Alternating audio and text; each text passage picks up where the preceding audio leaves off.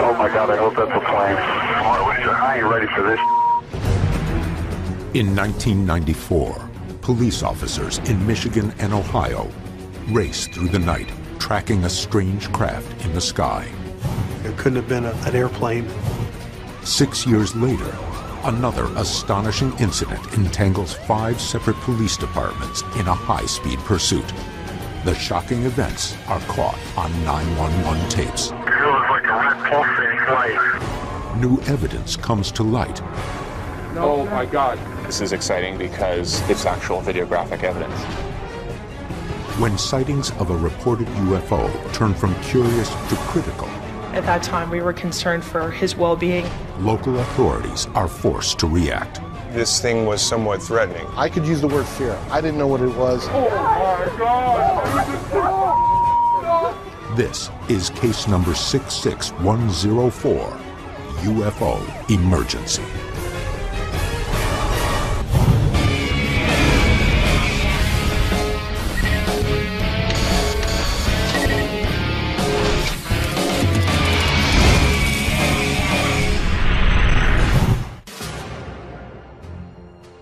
I don't know what I was looking at that time. It just, my defense mechanism was to go for my handgun initially. December 14th, 1994, an unusually warm night in Trumbull County, Ohio.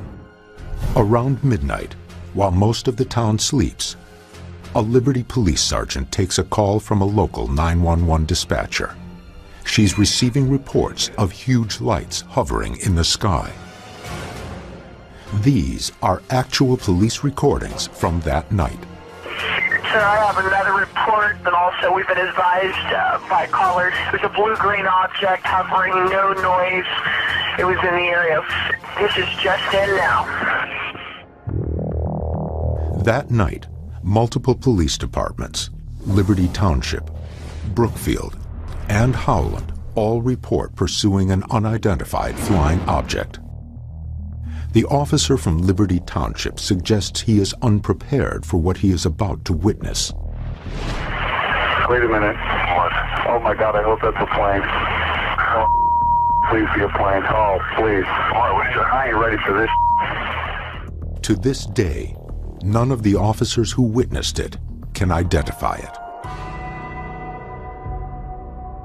This is a great first responder 911 case of a multiple sighting by credible police officers. This case is actually warming up. It's developing. We've got numerous 911 calls, which we have audio tapes of. So we're breaking new ground here. We're getting new information that no one else knows about.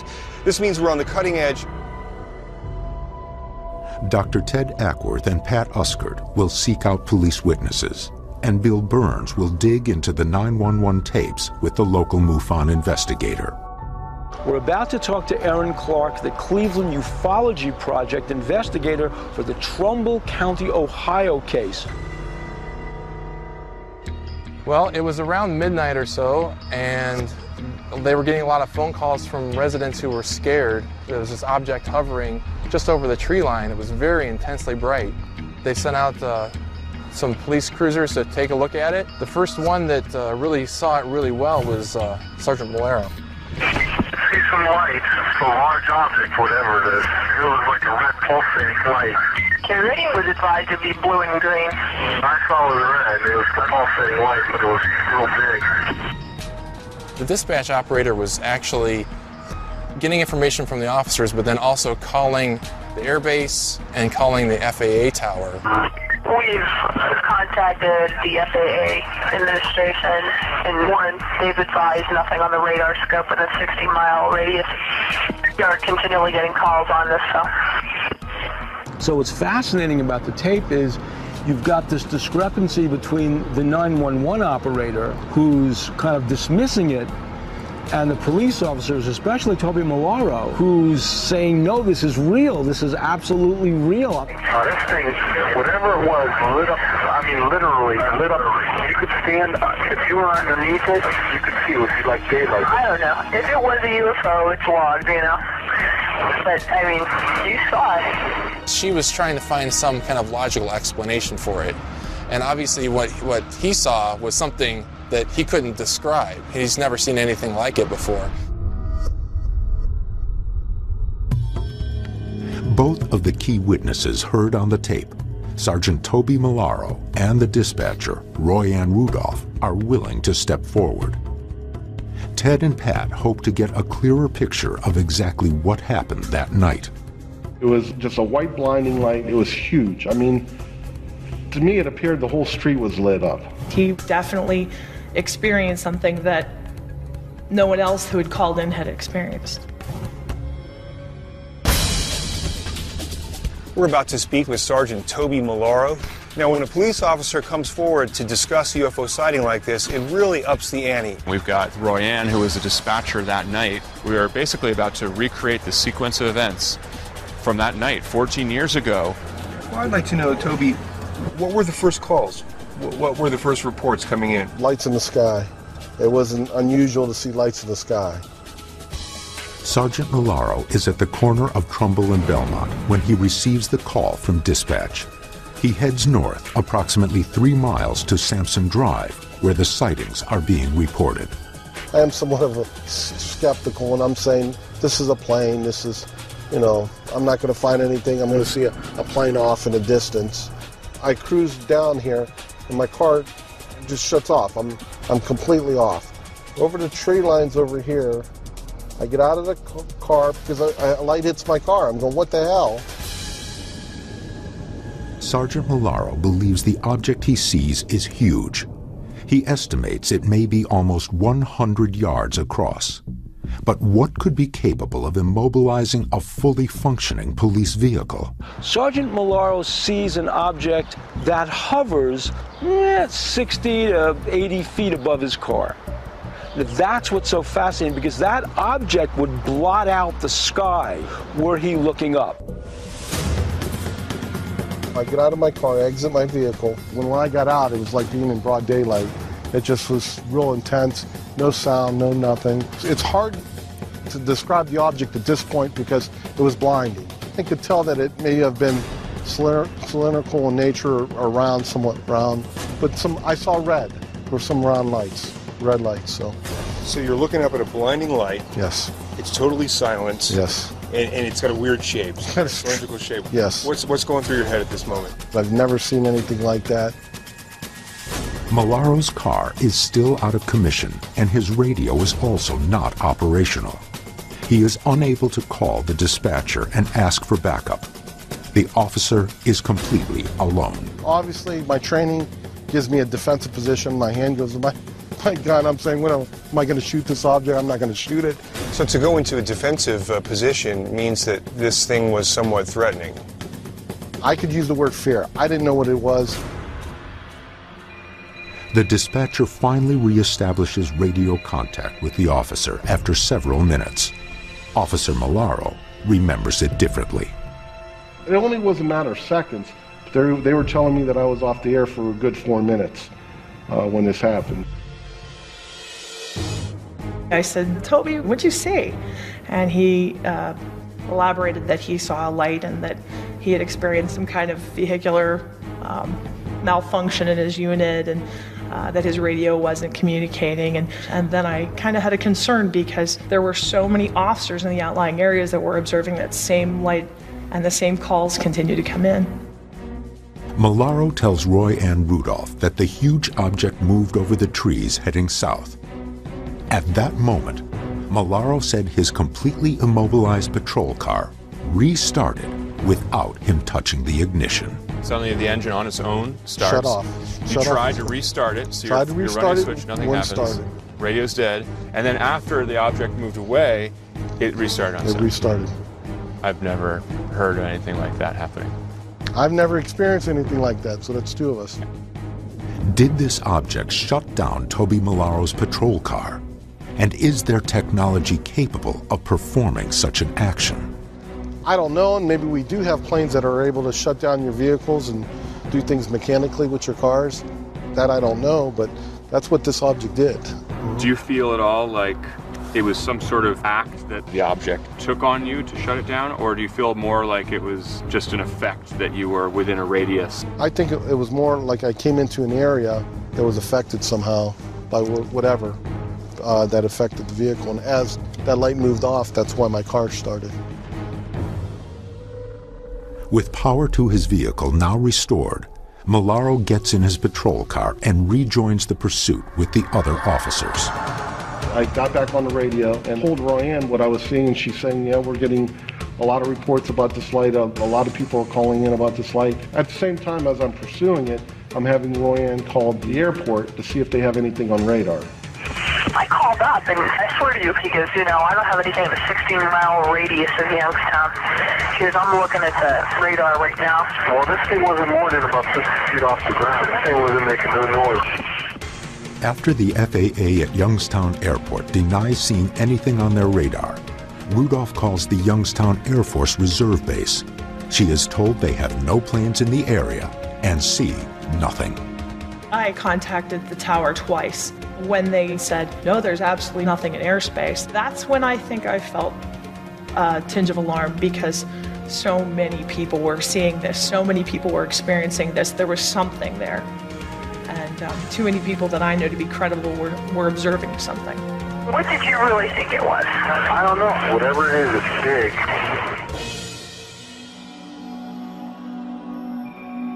The encounter leaves the police officer shaken and dumbfounded by the huge aerial craft, one that the FAA claims doesn't exist. I pulled in the parking lot. I had to gear down a little bit because I didn't know what I just saw, what I didn't see. You know, I start questioning myself, going, what was that? But one additional witness comes to the forefront. Roy Ann Rudolph, concerned for the officers in the field, decides she has to see the object for herself.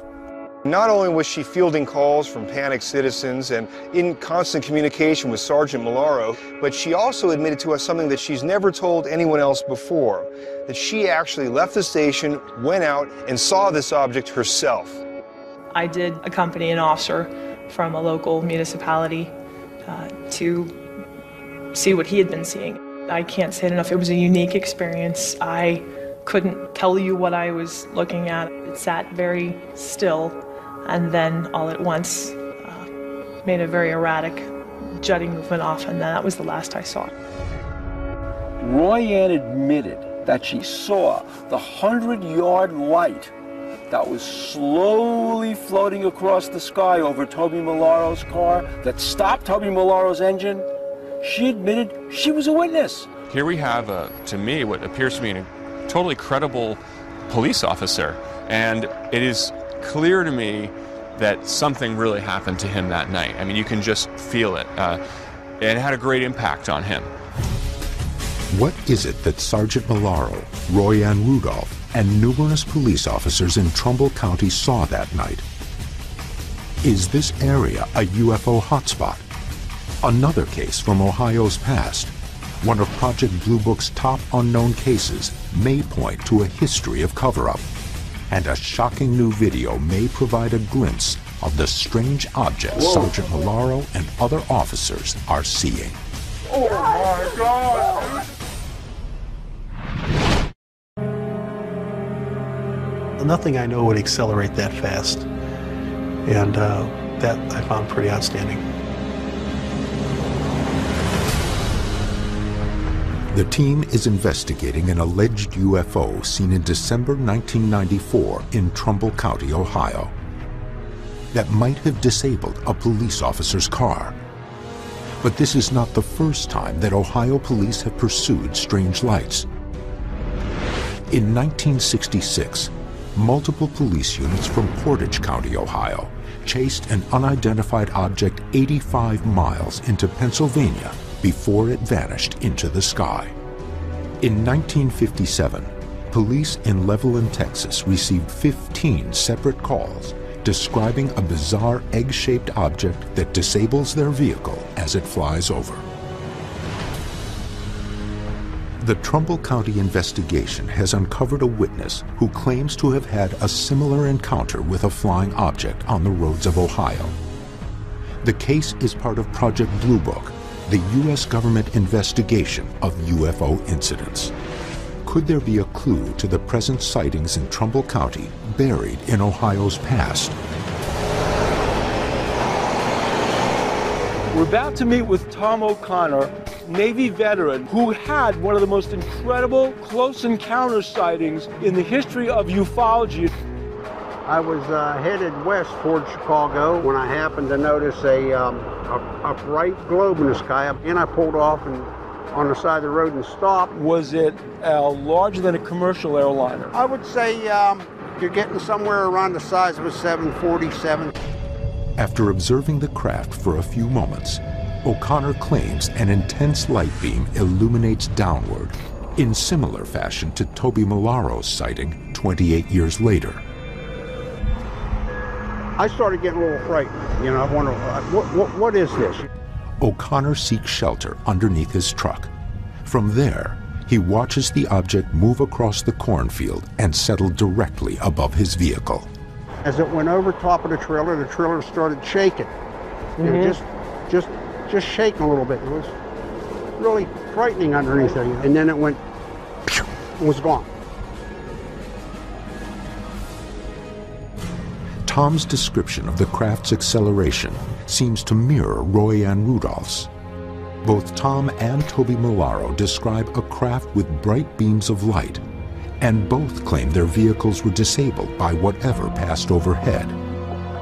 Did all three see the same object 28 years apart?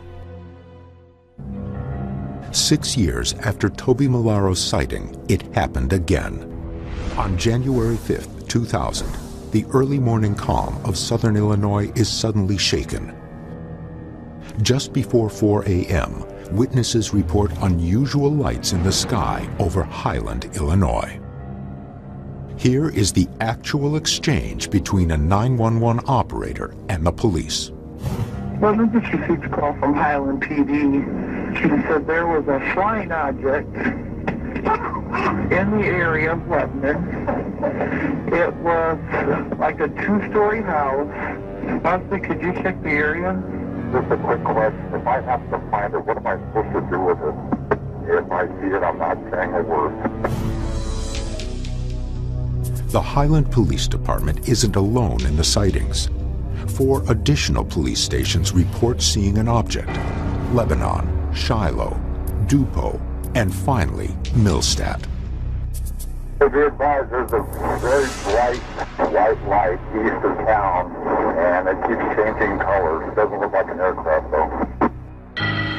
The investigation has uncovered a new witness who videotaped the January 2000 event in Millstadt. Well, we've got 5 police officers, 5 different towns, 5 different police departments, all agreeing that they saw something that they couldn't identify. We've now also learned we have Nancy, we have another civilian on the front end. We've realized that this case now spans over the course of an entire night, basically from after sunset through sunrise. I mean, to me, it seems to be one of the most credible, well-documented cases that I've seen. When your video analysis shows us what's there or not there, we'll know a lot more than we know now. And I think that as the investigation proceeds, we're going to be in for some big, big surprises. To locate this never-before-seen video, Bill meets with investigator Dave Marler from the Mutual UFO Network, who studied the Millstadt case for years. I mean, after 8 years here, we are actually looking at possible video footage of the object from January 5th, 2000. You've basically rewritten the whole timeline of this case from the beginning. It also vindicates all the police officers that came forward with their eyewitness testimony that there was actually an object there. The original timeline began just before 4 a.m. on January 5th, 2000. But the new video was taken earlier, between 7 and 8 p.m. on January 4th. This now creates an almost 12-hour window where the object was reportedly seen. The new eyewitness, Nancy Carpenter, has never spoken publicly about her sighting or shown her video. It's the first videographic evidence that's come to light in this case, and we have our hands on it exclusively. Whoa. I swear to God, there's like some UFO stuff out here. Wow, Mike, look at this one take off. Holy heck. What the heck? I don't get this.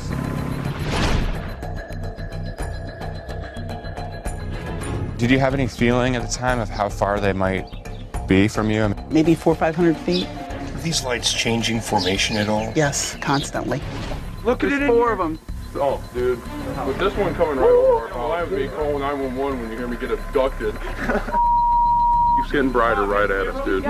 They were all going different directions. How do you mean? The lights? They would kind of come together, and then they would disperse.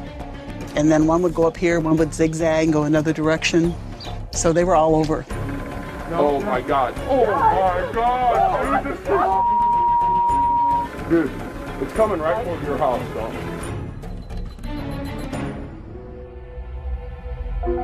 Well, it certainly doesn't seem to be behaving like a military vehicle would. I mean, do we have anything that has multiple orbs flying around it? Absolutely indescribable. I'd like to say yes, but I don't know.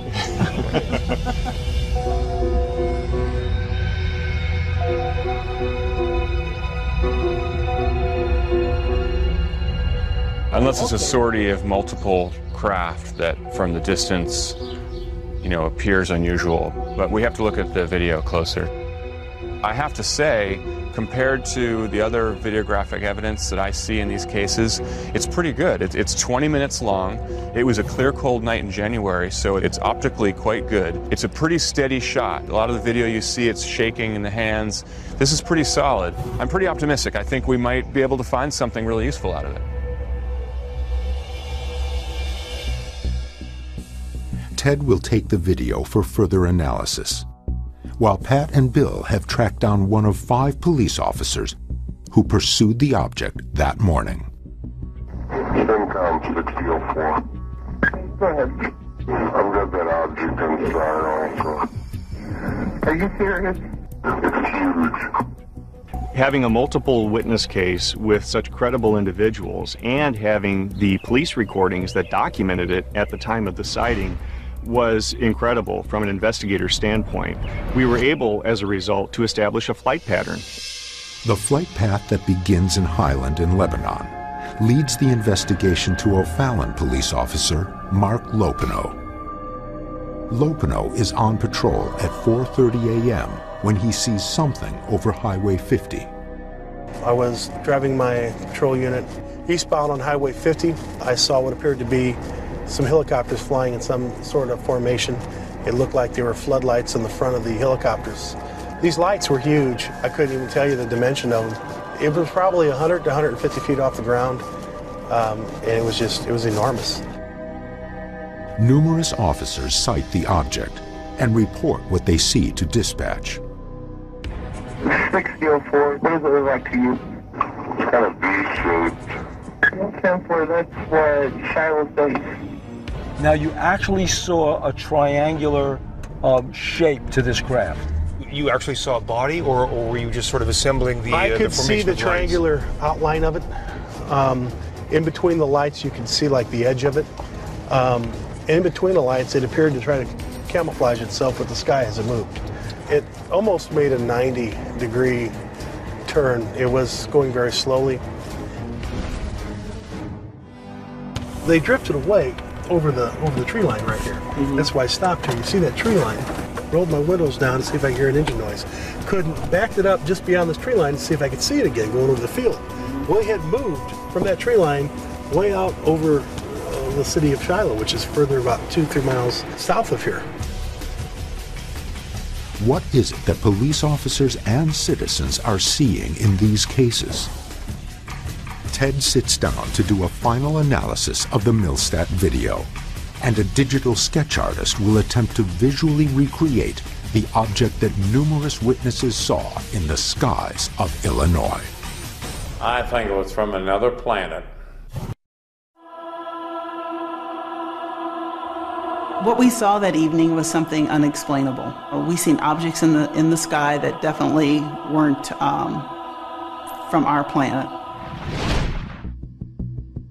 The documentation of 911 tapes and testimonies of police officers in Ohio and Illinois have provided the team solid evidence of a strange sighting. Ted is focused on Nancy Carpenter's never-before-seen video, which may provide the first glimpse of what these witnesses are seeing. Ted meets with image analyst and professor at Northeastern University, Terrence Masson. Well, unfortunately, the overall quality of the footage was of such a low level, we couldn't really discern from an image processing standpoint much detail. But one element of the video seems to defy rational explanation. One section that was really very interesting. What I've done is stabilize and isolate this section of the video around the center object. There's actually motion of a secondary light source that starts in the upper right-hand corner, and it kind of does this bobbling movement. By stabilizing the video footage, it locks that relative motion that's inherent in the video from a handheld standpoint. It locks down on that center point, and that way we can really clearly see and define that path of that secondary light as being an almost perfect geometric arc. I wonder if it could be just a ghost or an internal reflection inside the compound lens of the camera. But a closer look may prove this theory incorrect. Further analysis reveals something that ties the inner light to the circling object. The really curious thing is that if you zoom in really close, the light actually is pointing at that secondary light source as it moves around, which is really interesting. Primary light in the center is actually pointing towards and tracking the other one. We don't have any detail, it's just from one angle, and it is pitch dark. So, but beyond that, it's a little hard to get definitive.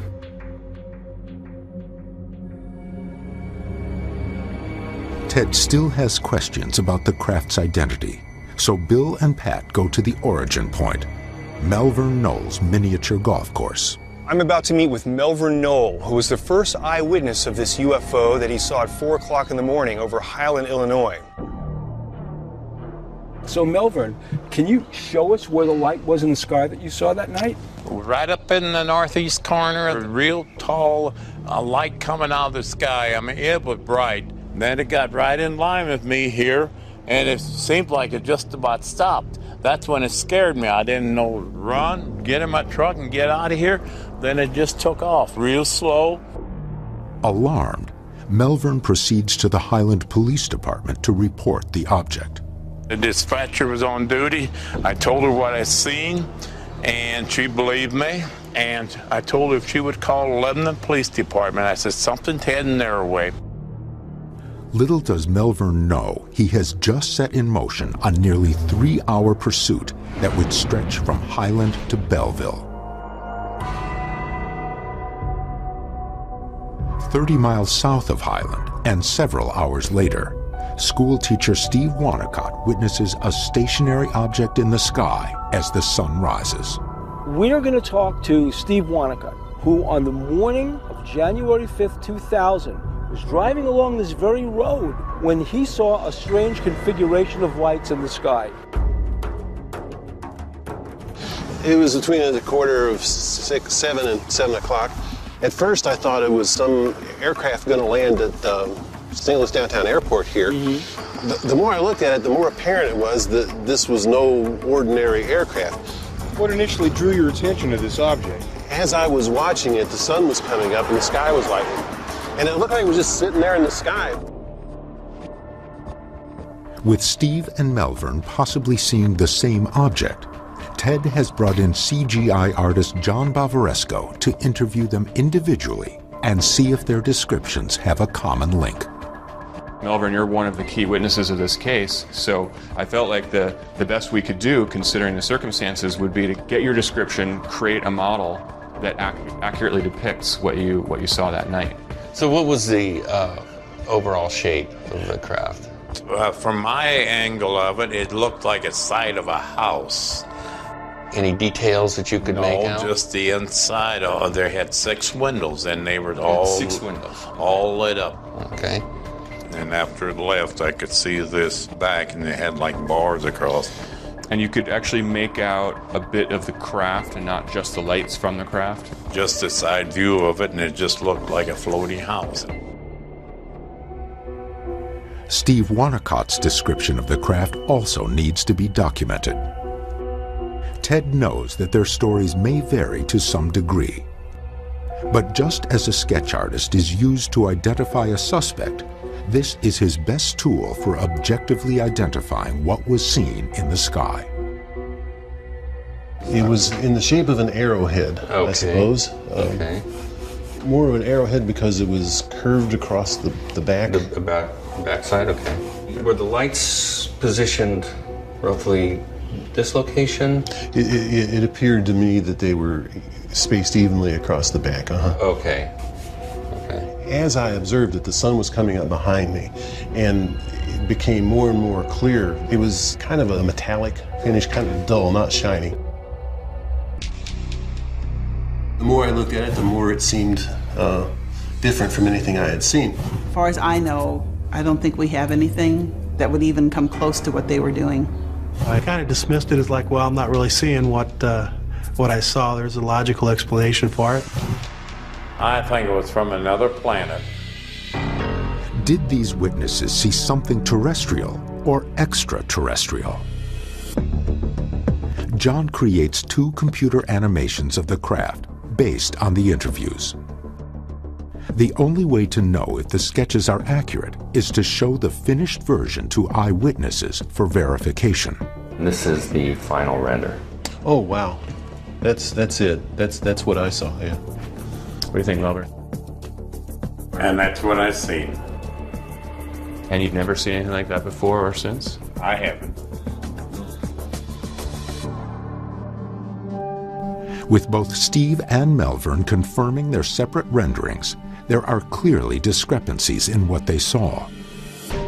Based on the conversations with Steve Wanacott, I came up with a 3D version of what I believe he saw. Melvern saw something rather different. There are some discrepancies in their descriptions, but that could be explainable through the different viewing conditions, the time of night and the distance. The 2 objects do share some important characteristics, such as brightly lit windows and lights on the bottom of the craft. I tend to think it was perhaps more of the form that Steve Wanacott saw, as opposed to what Melvern saw. Strictly because at night it's very easy to mistake geometric forms. There does seem to be a fair amount of overlap between the objects described, which does lead me to believe that Steve and Melvern could have been seeing the same object. With multiple police officer accounts, digital recreations from eyewitness testimony, and newly discovered video, the team is closer than ever to the truth behind these mysteries. But one final case may prove to be the one that started this wave of modern police sightings. Oh my God, what is that?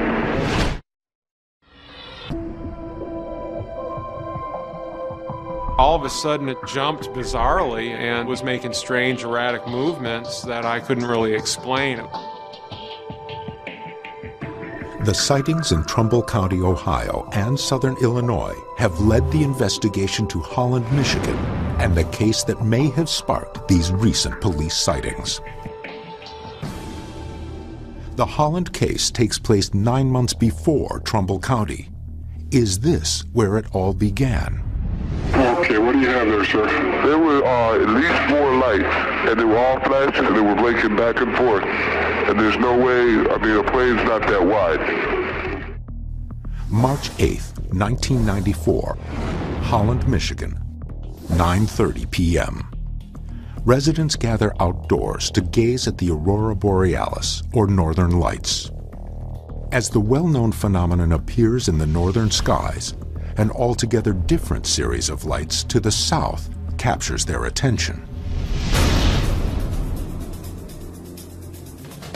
A Holland police officer also sees the strange lights, but is unable to identify just what they are. He asks the dispatcher to contact the National Weather Service to see if they have the objects on radar. I can't even explain how fast they were going. It was like they'd be here 1 minute and the next minute they were over here. And within 2, maybe 3 minutes, it took off. Whether or not we'll ever find out what it actually was, I don't know. We're here at Cindy Pravda's house. She is one of the eyewitnesses that saw the lights that occurred back in 1994, and we're here to get a first-hand account. This is where I was when I saw the UFOs. I was on the phone talking to a friend of mine. They were over the tree line. There was 4 of them. They're huge lights. It dawned on me that UFOs in my backyard. We're talking about points of light? A ball of light. Did you see any sort of craft connecting these lights? No, I did not. And I never thought that it was one spaceship. I always automatically thought that it was 4 different UFOs.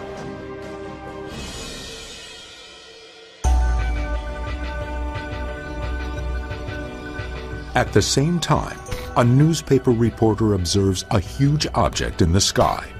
But unlike Cindy Pravda, who sees 4 balls of light, Lee Lamberts sees the distinct outline of one craft. I walked out the back door and I hear this faint humming noise, and I just happened to look up in the sky, and there's this huge arc-like craft up there. It had running lights. They were like the running lights along the bottom of it, alternating white and green lights. How big is big? Oh, bigger than a football field, maybe. At least the size of a football field. It was monstrous. Multiple people are seeing the same object. The large size is consistent with the stories from Trumbull County and southern Illinois. If this is the same craft, the one person who may know is Dr. Michael Swords.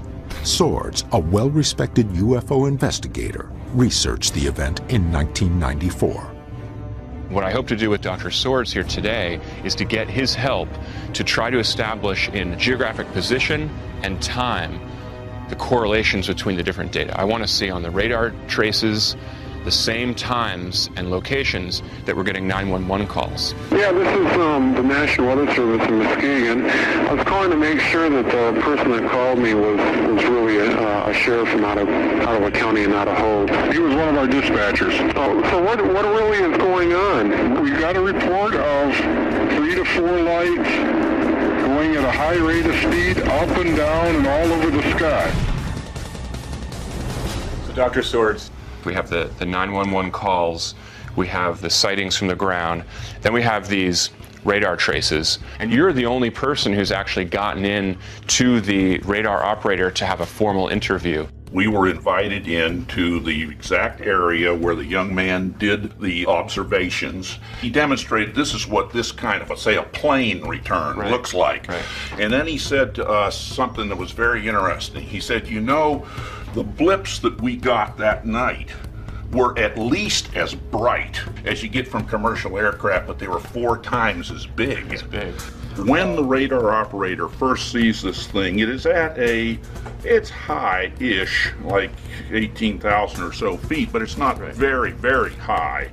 And within 15 seconds, it moves up a distance so that in order to have done that, it means it's moving about 1,000 miles per hour. None of our aircraft 14 years ago or even today, nothing could execute vertically at 1,000 plus miles per hour. That's right. Sustained over that distance. And then the very next thing he sees is perhaps even stranger. This thing breaks from one object into 3. Now, that's just fundamentally mysterious. As you listen to those 911 dispatch recordings, that's where you can see some of the emotion coming in when he's seeing in real time what the witnesses are seeing in real time. I'm getting it now at about 12,000 feet. Now I'm getting multiple returns. Oh my God, what is this? I think it's brilliant evidence. I think if you folks can make any good correlative connections between the witness testimonies as they're coming in over 911 and with the radar operators excited saying, oh, this is what's happening now, this is what happened now, you will add to this case what's been missing. There is a connection. Cindy Pravda says she observed several balls of light. Unbeknownst to her, these objects were also being tracked on radar. And now, 14 years later, the Michigan radar operator who saw these objects on his scope can finally confirm if these sightings are beyond conventional explanation.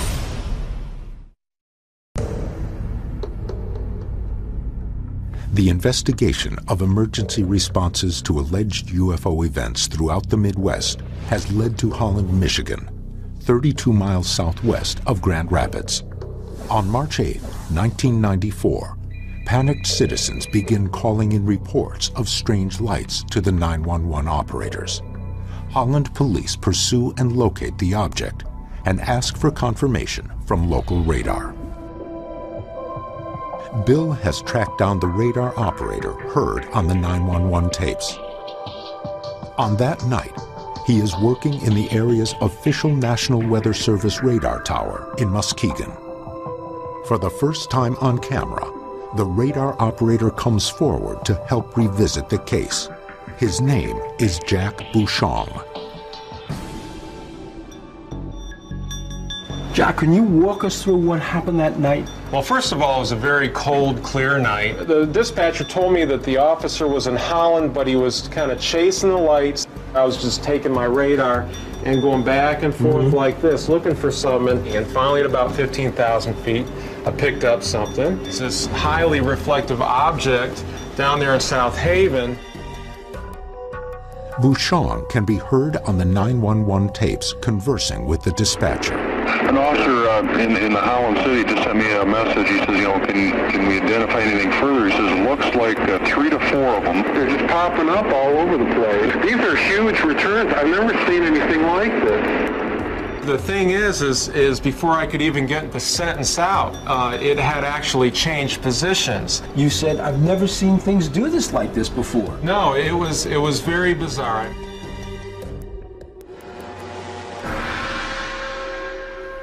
Jack knows the radar readings won't be retained.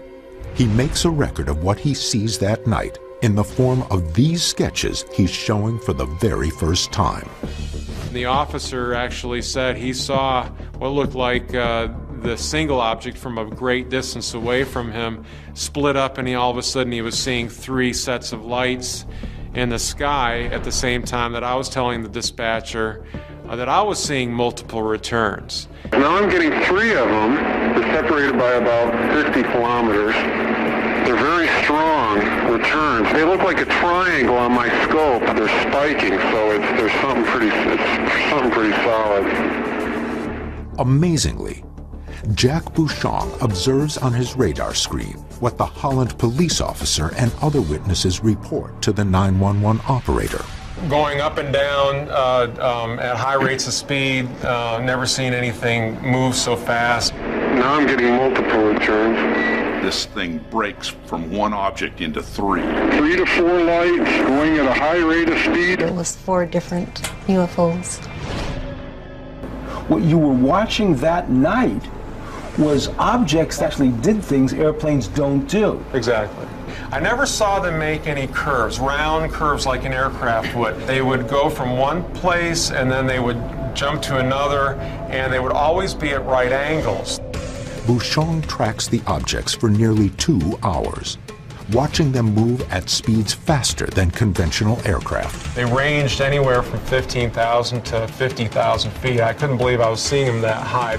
The range height indicator was showing multiple objects. I mean, not too many to count, several dozen. Just kind of a blob right over the middle of Lake Michigan, spread out by at least 30 miles or so. Eventually, Bouchon is unable to track the objects any longer, and they disappear. The alleged Holland UFO is never fully explained by authorities. If the FAA in Chicago observed these objects, they never acknowledge it. In fact, according to the FAA, it's not even possible to verify. As Jack Bouchon knew when he created his charts, the FAA destroys its records every 6 months. So I did see something, and I've never seen anything like that before. 14 years after the event, Bouchon is unwavering. What he monitored on the radar were not aircraft, nor could the anomalies be attributed to weather conditions. We've got the radar data corroborating with the eyewitnesses on the ground with the 911 calls. We have two totally independent sources of information that are corroborating it. And here's what's so exciting. Professor Soar's interview with Jack Bouchon and our interview with Jack Bouchon completely mesh. The story hasn't changed in 14 years.